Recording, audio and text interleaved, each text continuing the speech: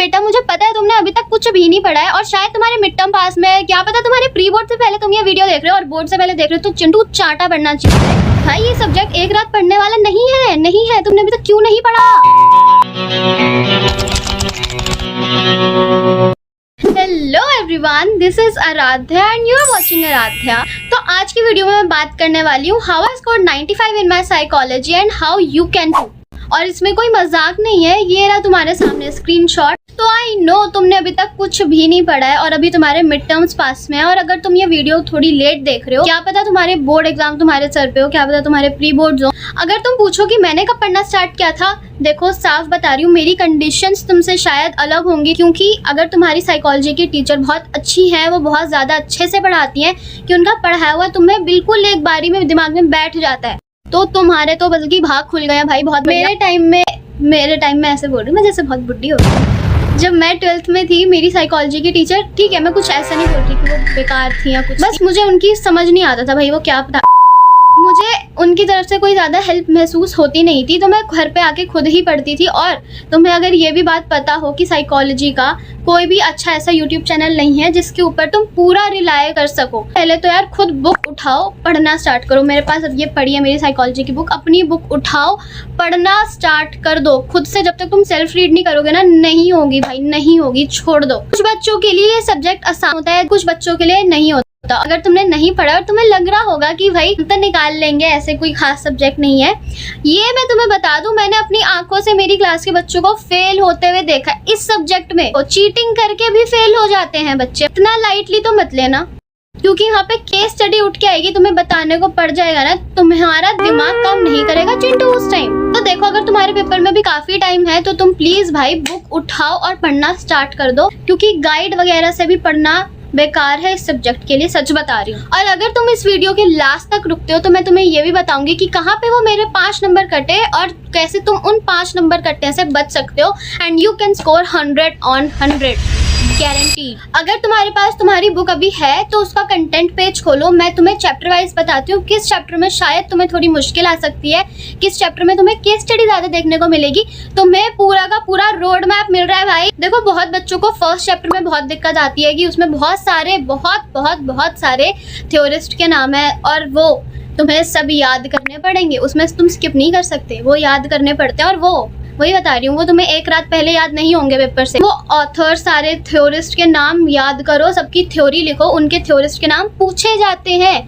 अगर तुम इसका CUET भी दोगे अगले साल तो उसके थ्योरिस्ट पूछे जाएंगे तुमसे, और बहुत कंफ्यूजिंग होते हैं कुछ चीज़ों के, तो तुम्हें अच्छे से याद करना पड़ेगा। मैं दूसरे चैप्टर की बात करूँ जिसका नाम है सेल्फ एंड पर्सनैलिटी, इसमें तुम्हें फ्रॉइडियन थ्योरी मिलेगी, उसका क्रिटिसिज्म मिलेगा, पूरा साइकोडायनामिक की थ्योरी मिलेगी।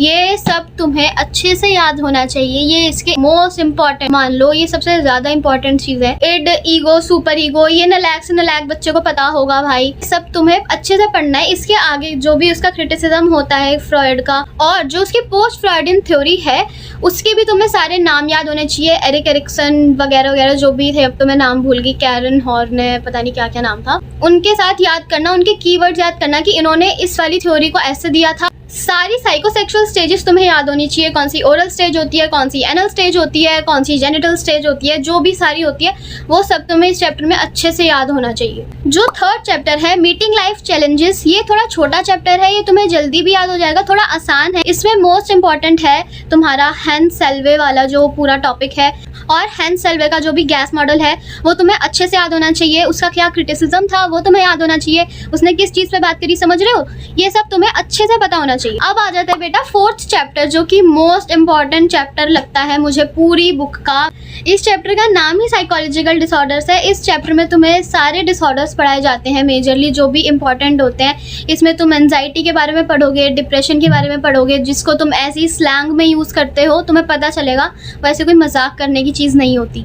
इस चैप्टर में मोस्ट इंपॉर्टेंट ये चीज़ है कि इस पे केस स्टडीज बेटा बहुत उठ के आएंगी। कोई भी डिसऑर्डर के तुम्हें सिम्टम्स दे दिए जाएंगे, उसमें तुम्हें बताना पड़ेगा, आइडेंटिफाई करो कि ये कौन सा डिसऑर्डर है। जो बहुत ही क्लोज लगते हैं ना डिसऑर्डर, जैसे फॉर एग्जांपल मैं तुम्हें बताऊं कि तुम एंजाइटी अटैक और एक पैनिक अटैक, दोनों डिफरेंट होते हैं, पर उनमें क्या चीज़ डिफरेंट होती है वो तुम्हें पता होना चाहिए। कीवर्ड्स जो होते हैं वो तुम्हें पता होनी चाहिए। इस चैप्टर में ऐसा कुछ नहीं है कि भाई ये थोड़ा लेस इंपॉर्टेंट है, मुझे तो ये पूरा चैप्टर ही इंपॉर्टेंट लगता है, क्योंकि इसमें तुम्हें डिसऑर्डर्स का हिस्टोरिकल बैकग्राउंड भी पढ़ाया जाता है। कैसे पहले के ज़माने में एग्जॉर्सिज्म हुआ करता था वो भी तुम्हें पढ़ाया जाएगा।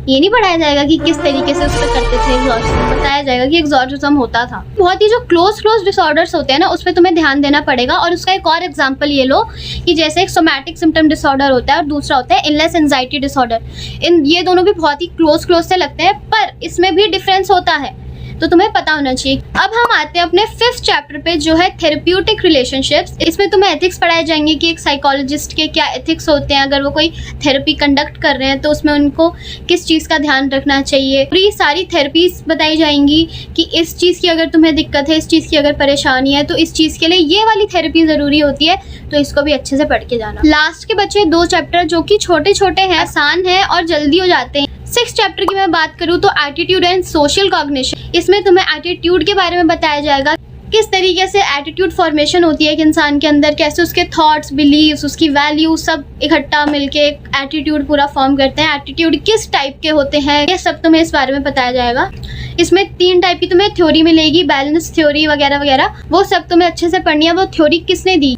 7th chapter social influence and group processes.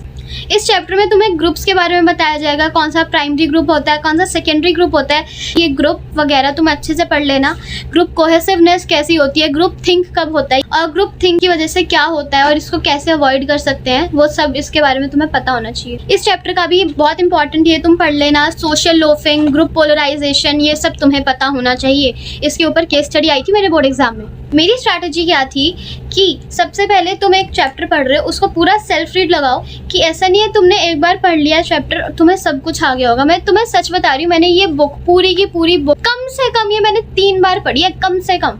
सारे चैप्टर मैंने कम से कम 2 से 3 बार पढ़े हैं, तब जाके आई गॉट 95। और वो मेरे नंबर कहाँ कटे ये भी मैं तुम्हें बताऊंगी। शॉर्ट में मेरी स्ट्रैटेजी ये थी, फर्स्ट रीड लगाओ, हो गया, उसके क्वेश्चंस करो, नहीं हो रहे हैं, सेकेंड रीड लगाओ, नहीं हो रहा है, थर्ड रीड लगाओ, उसके बाद तक तुम्हें आ जाएगा। कीवर्ड्स पे ध्यान देना, कीवर्ड्स बहुत ज़्यादा इंपॉर्टेंट होते हैं इसमें। हाँ, तुम्हें कीवर्ड दिख गया केस स्टडी में भाई। अब आते हैं हमारी आंसर राइटिंग स्ट्रैटेजी पे, कि तुम्हारी टीचर को देखती पता चल जाए कि हाँ भाई इसने तो सब पढ़ा है, इसको पूरे नंबर दो।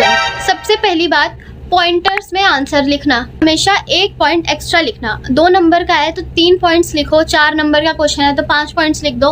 वो तुम्हारे नंबर नहीं काटेंगे एक एक्स्ट्रा पॉइंट लिखने के लिए, बल्कि अगर तुम्हारा बाय चांस कोई गलत हो जाए, तुम्हारा नीचे वाला बैकअप रहेगा। हाँ, तुमसे हो सके वहाँ फ्लो चार्ट बना दो।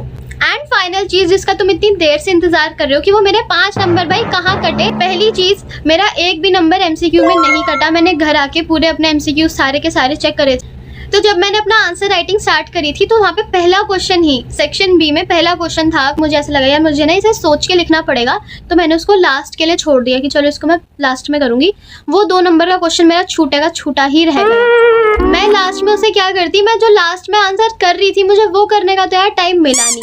और जो मेरे बाकी के 3 नंबर कटे वो भी मैं तुम्हें बताऊं, लास्ट में 6 नंबर का एक क्वेश्चन मैं कर रही थी। आई गेस 30 या 32 पेजेस की हमें शीट मिलती थी, तो वो मेरी पूरी भर गई थी और मैं लास्ट में 6 नंबर का क्वेश्चन कर रही थी और मेरी वो शीट भर गई। उसमें 3 पॉइंट्स लिखे और मेरे और करने की आगे जगह ही नहीं बची, तो मेरी वो 30-32 पेजेस की शीट भर गई। और जब मैं वो लास्ट क्वेश्चन कर रही थी जो 6 नंबर का था, उसमें मैंने कुछ 3 पॉइंट्स लिखे और उसके बाद मेरी शीट में जगह नहीं है। उनसे क्या एक्स्ट्रा शीट मांगती, उधर से पेपर कलेक्ट होना होगा स्टार्ट। अब मैं उनसे शीट मांगूंगी, वो मुझे एक लगा के देंगे कि भाई पहले नहीं मांगी जाती, अब नहीं मिलेगी, दे दो पेपर। वहां से बच्चों के पेपर लेना स्टार्ट हो गए, तो उधर मैंने छोड़ दी उम्मीद कि भाई मैं कहाँ ही लिखूं। मैंने नीचे भी घुसा दिया, ज्यादा से ज्यादा सिर्फ 3 पॉइंट्स में लिख पाई 6 नंबर के क्वेश्चन में, बाकी 3 मेरे छूट गए। हमारे सामने बात है कि मेरा एमसीक्यू में तो 1 नंबर भी नहीं कट हुआ और जो मैंने छोड़ दिया बस मेरे वही नंबर गए। बाकी में देख लो भाई, तुम्हारा भाई पूरे नंबर लेके आया जितने नंबर का उसने पेपर किया। लॉजिकली देखा जाए तो किया मैंने 95 का, आई गॉट 95, तो देखा जाए तो आई गॉट फुल मार्क्स। तो मेरी फाइनल एडवाइस तुम्हारे लिए यही है कि मेरे भाई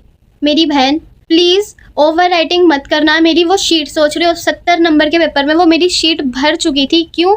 मैंने ओवर राइटिंग कर दी थी और ये बहुत गलत चीज़ है, मुझे अब समझ आ रही है। So that is it for today's video. I hope तुम्हें ये वीडियो अच्छी लगी होगी, तुम्हारी हेल्प हुई होगी। किसी भी चीज़ में डाउट है तुम बेशर्म होके कमेंट करना, मैं बहुत अच्छे से तुम्हारे सारे कमेंट्स का रिप्लाई करूंगी। मुझे बहुत अच्छा लगेगा अगर तुम प्यारे प्यारे से भी कमेंट्स करोगे। तो बाय बाय क्यूटीज।